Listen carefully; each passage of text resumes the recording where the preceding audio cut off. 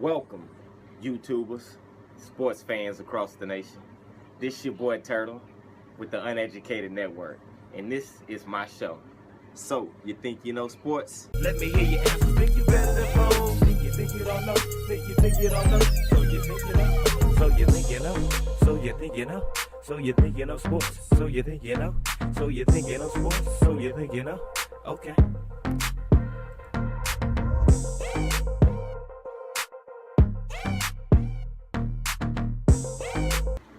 Welcome back, sports fans.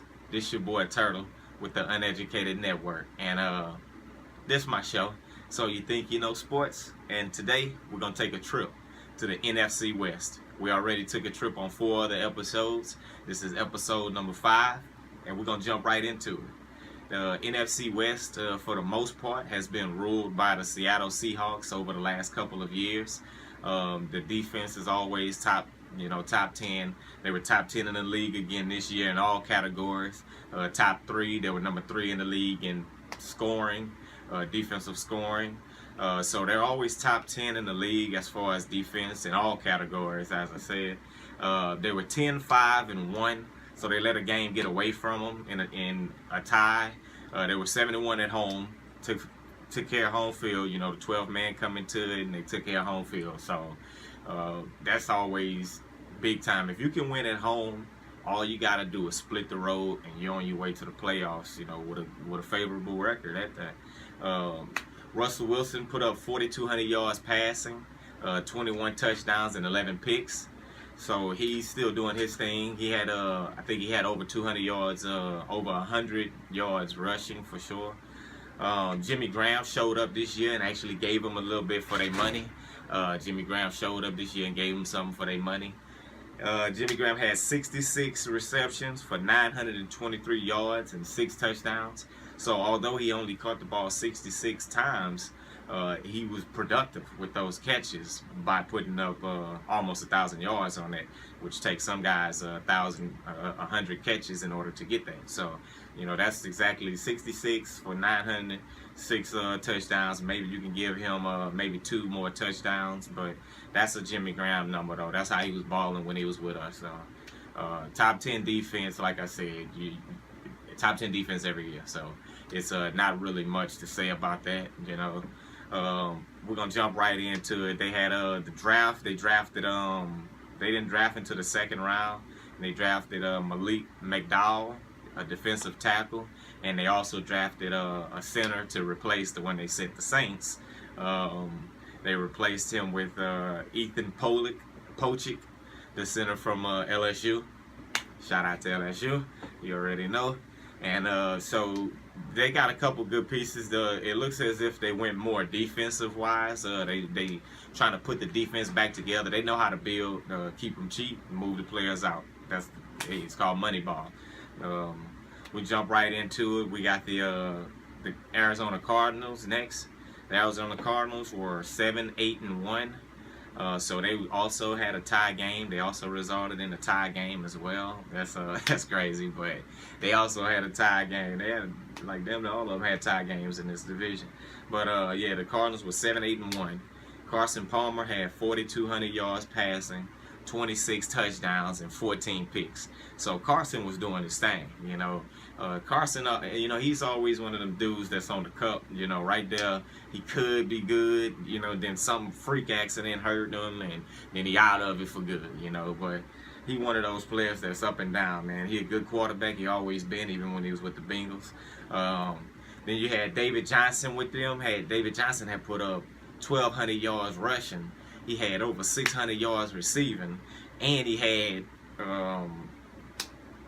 16 touchdowns. I mean, you want to talk about somebody that was showing up? He showed up for him, man. He balled out for him. I mean, they can't say nothing about him. He came to the thing and balled out for him every game. And that's why I said I think he's gonna be one of those running backs, future running backs, man. That's gonna have a strong hold of the league, man. I mean, I think so. But then you had Larry FITZGERALD. Larry FITZGERALD had 107 receptions, which led the league. He led the league in receptions with 107. So even though he old, he's still catching that rock. And he had 107 receptions for 1,023 yards for 6 touchdowns. So just to show you Jimmy Graham's number, he had 66 receptions for 100 less than Larry Fitzgerald, and they both had 6 touchdowns. That's what I'm saying. That's perfect numbers for Jimmy Graham. Believe it or not, that's perfect numbers for Jimmy Graham. And they using them. They starting to use them the right way now. And Larry Fitzgerald, I mean, he getting up there in age. I think they got a window that's closing, and they need to capitalize on it before it closes on them. You know, Palmer ain't getting no younger. Fitz ain't getting no younger. They need to capitalize while they got a chance. You know, they went defense in the draft. They went defense. They went Hanson Reddick with the number 13 pick. They got Hanson Reddick, linebacker out of Temple. They got Buda Baker. I always like saying his name, Buda Baker. I always like saying his name. That's a safety out of Washington. Like I said before in my other video, them D-backs in Washington be balling, man. I'm telling you, man, them D-backs from Washington be balling. Mark my words on that. Buda Baker, and they got Chad Williams, receiver out of Grambling State. Shout out to the Louisiana boy, Grambling State, Chad Williams. Shout out to Chad Williams, man. And so they kind of went both ways. It looked like they went to build more on offense. So we'll see how their offense look this season coming up. Like I said, man, they always up and down. The window is getting closed. You know, so they need to capitalize on it while they still have a chance, man, because they're going to end up losing out on it. They're going to end up losing out on Carson Palmer. They're going to waste his years, and they're going to waste FITZGERALD years. They need to capitalize on that while they got a chance.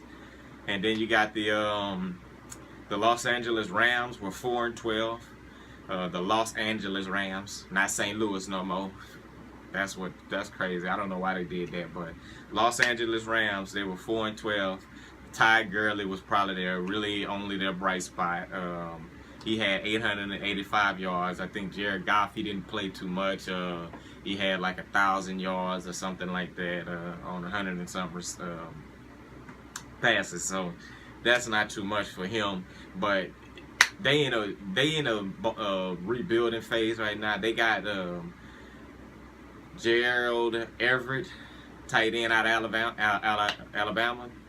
Gerald Everett. So that's a big time tight end for them too. So they know what to do. Looks like they went They went heavy on the offensive side of the ball.